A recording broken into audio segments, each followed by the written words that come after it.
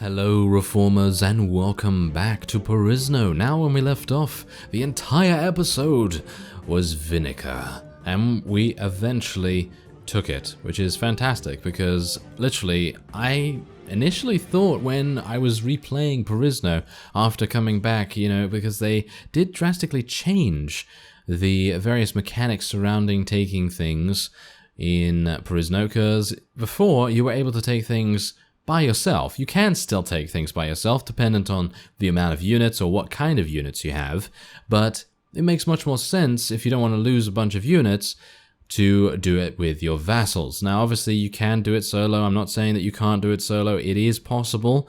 It is just a little bit less recommended because you are going to be extremely outnumbered unless you have a massive, massive renown and massive amounts of people. So if you have about 500 or something like that in your army, you're going to be in a much, much better position. Anyway, I'm going to speak to Archduke Lagarathon, who is right here.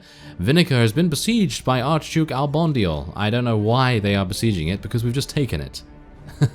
So that's a bit of a bug, I guess, but we are fine because we can bring a message to this guy. Queen Arwen likes us a little bit more, and who knows, maybe she will decide to give Vinegar to us. I highly doubt it. I find it absolutely amusing that they... Wait a minute. I didn't want to click on you, thank you very much. Yeah, I'd like to go in. Look at this. Pass through the siege lines. And then... and then nothing happens. Anyway, what I wanted to do was... I wanted to show this on screen so that you know this is the way I did this. Anyway, I'm going to go in here and buy every man and person and child a drink. Yes, let everyone know the generosity. There we go. There's 1,000. I'm going to ask for a larger bounty as well, but first what I'd like to do is go and speak to the guild master, because what we're going to do is we're going to buy an enterprise here.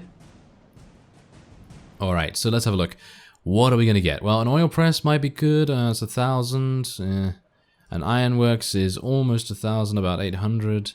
Weavery and dyeworks, oh, yeah, that is far and away the best thing to go for. So we're probably going to be doing that. Yeah, the tannery is awful as well. A wine press. Oh, a wine press is actually pretty decent. 2,000 orums. Not as much as the Weavery and dyeworks, though. I mean, a brewery, that's 708. Now, I think the Weavery and dyeworks is going to be the thing that we will go for. There you go, 2,400. Well, yeah, 2,400. No, it's actually 24,000. Yes, me. Thank you very much. Yeah, so yeah, we're getting 2,500 from that. Obviously, the prices will go up and down, as is the case with every single enterprise. So if if you see that actually happen later on, and I said that there was a particular threshold. So, for example, if I put a threshold on enterprises, for example, the Weavery and dyeworks on like 2,000. Like, I'm never going to buy a Weavery and dyeworks that is above, well, should I say below 2,000 in terms of profit. And then later on you see that it's below 2,000. Yeah, that's the reason, because the market does change. It does not stay the same. So anyway, do you have any large bounties? What do you have? Oh, that might be pretty good. He said they were terrorizing his land and making his serfs afraid. I'll do it. Defeat a group of dangerous escapees. I think we'll be able to do this. There they are. Knights of Doom. Okay, maybe not. Maybe not so easy as I thought. Oh well. Okay, well, yeah, we're gonna obviously go and chase them. Hopefully we'll be able to catch up to them. Yeah. Why are you following me, Duke Tharlathian? Tharlathian, yes. Why are you following me? You are so annoying. You are very annoying. I don't like you. Oh, I don't mind. I really don't mind if he decides to follow us, but really, I would very much appreciate it if, we could just be left to our own devices. But I suppose it's fine. I mean, he's helping us out. We're going to get the credit for this, because obviously we got into the fight before he did, and he's helping us by joining us, and that's all very well and good. Anyway, we discussed a little bit the health regenerating abilities of Perisno and Blood and Steel and the comparisons between the two, and, well, basically, I don't have the stat threshold apparently, because I have been attempting to use first aid for quite some time. So let's actually just use first aid. There you go. I actually did recover 3 HP there. Now that's a bit strange because I was attempting to use first aid in the last couple of battles, you know, in the siege of Vinica, and it wasn't working for some reason. Not entirely sure why, but it wasn't. So it seems like there is a bit of a weird sort of stat threshold for it, so we need to be a little bit watchful for that in the future. So if we do indeed, you know, want to rely on it or something like that, we need to be a little bit careful about it and, you know, see if we have that restriction at some point. I mean, you know, then we just need to figure out what that restriction is. It said stat restriction and unable to use this ability or something along those lines. So yeah, there is definitely a little bit of a problem with that. Whereas obviously, as I said, heroic health is constant, and it basically works every 3 seconds and regenerates about 20 HP. Obviously, as I said, Blood and Steel is much, much more over the top than Perisno is. Perisno is a little bit more, you know, taking itself seriously, even though Blood and Steel, I'm not taking away from that. I am saying that it is a serious mod, but in general, it is much more of a very, very extravagant mod. You know, they are trying to be extremely, extremely big on everything. So the garrisons are massive, the units are extremely well statted, and you know, you can tell that just from the barbarian character start. If you remember, you know, I did actually do a special feature on that, and I played as the barbarian because I thought to myself, wow, that's got to be extremely fun, hasn't it? And yeah, it was extremely fun to play as a barbarian with, what was it, 63 strength and 63 agility. Yeah, that's exactly the reason why Blood and Steel is very much over the top, because all of the character classes that you can play in that mod are in one way or another extremely fun. So you have the barbarian, who is just incredibly overpowered because it has an amazing amount of dodge, an amazing amount of athletics, so it can move really, really fast on the fields of battle. It has just, as I said, more dodge than you know what to shake a stick at, and as a result it's able to dodge arrows and gunfire and all that sort of thing. I mean, you're going to need that because you don't have a shield. You know, you don't have a shield. You start with a massive two-handed sword, and then you just run at your enemies screaming, I'm going to chop you in half, and so on and so forth.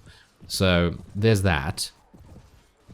And then you know, you have on the other side of things, you have like the peasant revolutionary, who starts with basically nothing, but a lot of good relations. A lot of good relations with villages and things like that. Never started as one of those, actually, so that's a bit of a shame. I feel a bit saddened by that. But we did start as a brigand, and that was my very only bandit sort of roleplay series as well. So if you're looking for a bandit roleplay series, then obviously that's the one to go for, because that's where I don't recruit any units from any other faction except mercenary units from taverns and things like that. And Blood and Steel allows you to do that because there are just so many units in the taverns. And it's very similar to how Perisno does things as well. So bringing it back to Perisno, if you wanted to, you could create your very own mercenary band very, very easily. But obviously, you just have to take into account that as I was saying originally, the restoring health abilities are not as good as in Blood and Steel, but again, Blood and Steel is very over the top, so you do have to take that into account. Anyway, oh, there's a lovely, lovely helm here. And yeah, these things are not so good. Maybe I want to... No, I don't want to really use that. Thank you very much. Alright, I'm just going to take all of this and sell it. Thank you. Ooh, that's a nice axe. Do I want to use that axe? Not really. We were actually doing quite well there with the sword, but obviously those units were pretty lightly armored, so that is obviously the reason why. But anyway, we're going to head back to Vinegar. Vinegar? Yes, I'm going to... do you want some salt with that? Do you want some chips with that? Yeah, chips, fries, whatever you want to say. Yeah, that's just like me, isn't it? Yes. Do you want some vinegar? Yeah, exactly. Oh, well, never mind. Let's go in and sell our loot and obviously talk to the tavern keeper. That was actually a pretty lucrative way of gaining money and experience too, so pretty happy with that result. I'm kind of surprised, actually, that we were able to, you know, get such a positive, large bounty, because most of the time they're actually pretty difficult. But anyway, I'm actually thinking I'll give this gladiator's helmet to one of our companions. But I'm not entirely sure who that will be at the moment. So let's actually just... it's not going to be... No, it's not going to be Shi Jin, obviously. So it's going to be Slighter, I guess. Yep. It's going to be Slighter, and then we'll give this other helm to Allendale, but I think Allendale can't wear it. Don't think he has enough strength. He does have enough strength? Oh, fantastic. Okay, well, that's pretty good. I think we're going to be replacing his white robe relatively soon as well, because even though we haven't really seen him die or take damage, actually, I mean, oh no, he did actually take damage. Okay, never mind.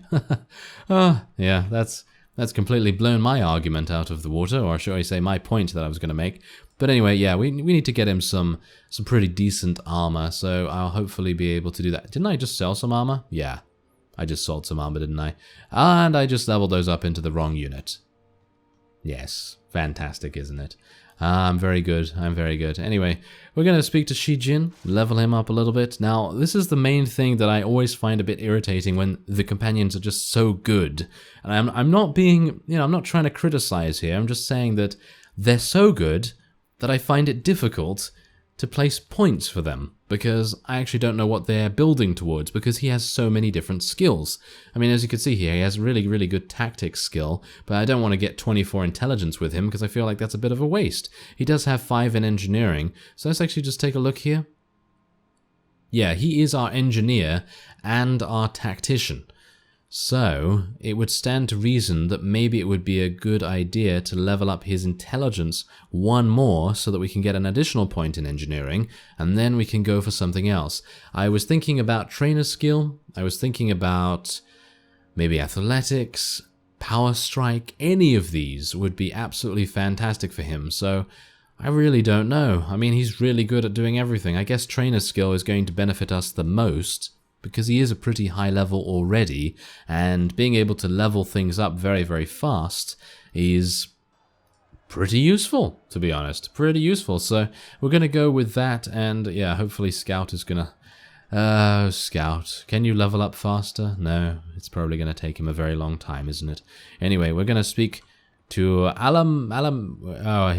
the Tavern Keeper. Yes, we're going to speak to the Tavern Keeper. I found the dangerous bandits. Oh, really? Only 1,000? Wow. That was probably not worth it. That was probably not worth it. I was actually really thinking that we would maybe get a bit more than that, but it seems maybe that the joining of a vassal actually makes a bit of a difference in that regard. I don't know whether that is. I haven't done it for science. I've only done it a couple of times, and the vassal joins you, and then you seem to get much, much less reward. So I'm not entirely sure whether they know whether, you've gained help or assistance, and whether that makes a difference to your reward, but who knows. If it does, then, well, that's just how it has to go, because we were actually going to win that battle no problem at all. I didn't actually need their assistance as far as I'm aware, but let's actually see what's going on here. Is the princess going to go for another siege? She is. Wow, what a beast. What a beast. She is an absolute beast. Okay, who do you think should receive the fief? I support Duke Geller's maiden. Oh, okay, well, let me tell you... okay, fine. I'm going to support her choice. There you go. I support her choice so that I gain relation with her and a relation with the Duke as well. And that is obviously going to make things pretty good. I still need to marry her. I'm wondering whether I should ask her that now. Because we are... What is it now? She has 11 relation. I don't know. Shall I try? I would be most honored were you to become my husband. I suppose the next step would be for me to send a message to your family, asking for their permission to marry you, but I suppose that you make your own decisions. We don't have family, do we?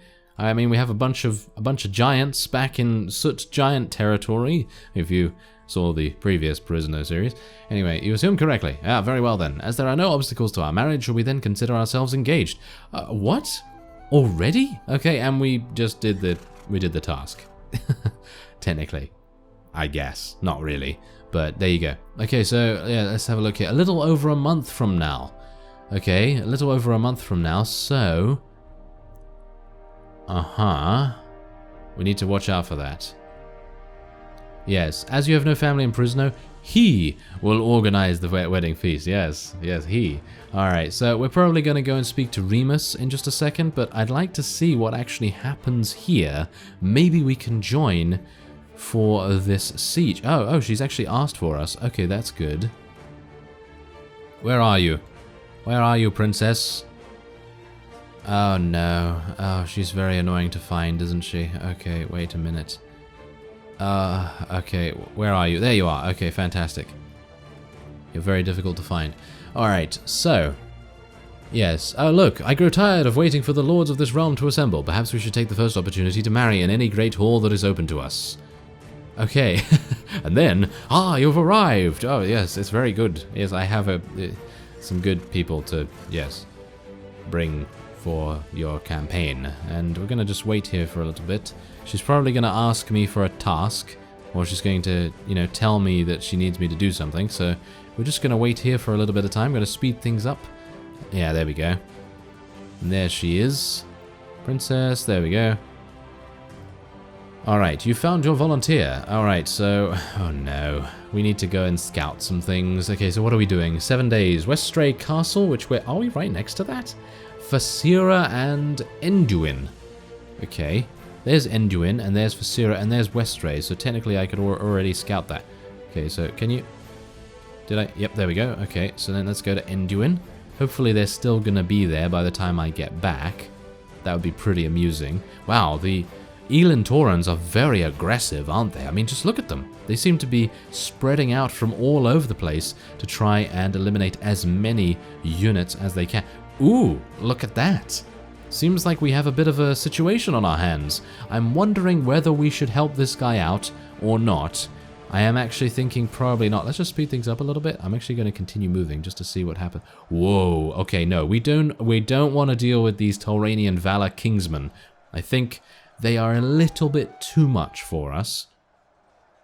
Because if that guy right there, if that vassal lost 20 units in about 5 in-game seconds, well, technically it's not 5 real-life seconds, should I say, of, you know, just normal time in the game, then that is insane. That is just absolutely monstrous.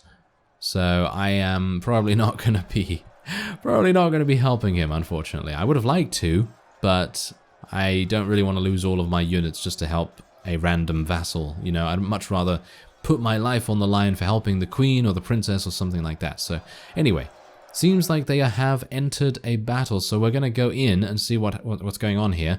I did see that a number of units did actually leave, so I'm very worried about being the only forces in here, but I think we're okay. The enemy does outnumber us, but I think we should be fine. I'm going to try and shoot a bunch of them.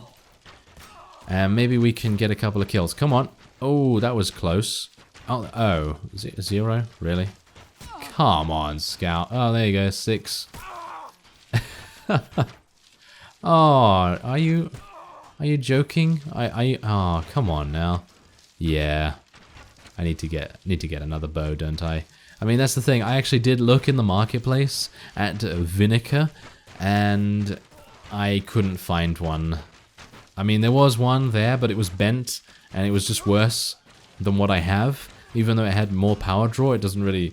I mean, what's the point in buying something if it just has more power draw? It's just awful, you know, there's no point in that. So, yeah, I guess we're just going to wait here and just let our units do their thing. I'm actually taking really low damage. I'm not entirely sure why I'm taking such low damage. I suppose I do have some really, really good armor on, so that might make a difference. But in Perisno, no armor is good enough. No armor is good enough. You're going to get killed no matter what anyway, so yeah.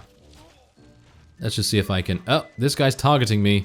Yes, he is. Oh, yeah, we took him down. That's what you get. 7 damage. Yeah, we did 7 damage to that guy. Okay, now I'm going to get killed, aren't I? Because I was just being way, way too confident there. Yes, much too confident. Okay, so let's see what comes on here, because I personally feel like... Wow, we've killed so many, really. It's just absolutely crazy. I mean, the siege is just...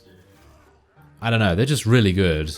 The Elan Taurans, I'm actually quite glad that I chose the Elan Taurans as a faction to join, because they have Well, first off, they have someone that I can marry very easily, because the Maccabeans, they have Queen Trisna, and she's obviously married to the king, you know. So obviously that would be a bit of a difficulty, wouldn't it? If we were just like, oh, Queen Trisna, will you elope with me, and so on and so forth, you know, and that sort of thing. But yeah.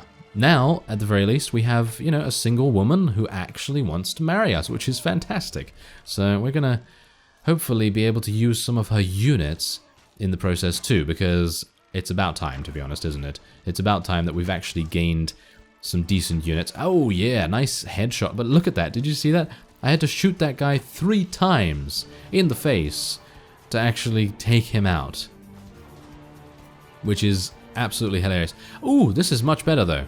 You know how I was complaining about Vinekar's siege equipment? Well, this is much better. We've brought 2 ladders this time. 2 ladders. That is more like it. That is more like it. Thank you very much.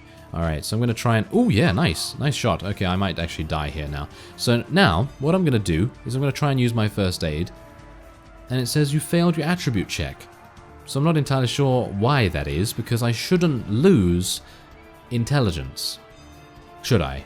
I mean, you know, I lose intelligence relatively often because, you know, I do rush in where angels fear to tread most of the time, and that might contribute to my lowering of intelligence. I'm just making a joke, obviously, but the point is that in the game, Scout should not lose intelligence, and he should not lose first aid either. But maybe it's because... I don't know. I don't know, really. I mean, maybe it's because Allendale is knocked unconscious? I don't think so somehow, but I mean, it's a personal thing, isn't it? It's a personal thing. I can use this ability to heal our units up, which is pretty decent. Okay, so we have enough units just to charge in now, so I'm going to just charge them in, see how we do, and then, you know, if it, you know, obviously doesn't turn out too well, then I guess I can just, you know, just retreat, no problem at all. So I think that should be fine. Obviously, we saw how incredible the Tauranians are in melee combat. Yeah, I think they're pretty good. I think they're pretty good. I'm just going to retreat here. I don't particularly want to just throw a bunch of units away, to be honest. And these guys are going to be, you know, just continuing the assault and things like that. So that is pretty awesome, if I do say so myself. I'm going to be ending this episode off here, but next time we're going to finish the siege of Westray Castle, and then, well... and then I guess we'll just see what happens. I'd like to hand in this task as soon as possible, and then hopefully we'll be able to marry the princess. Maybe at Westray Castle, actually. That would be pretty fitting, wouldn't it? Anyway, I thank you very much for watching, and I will see you next time.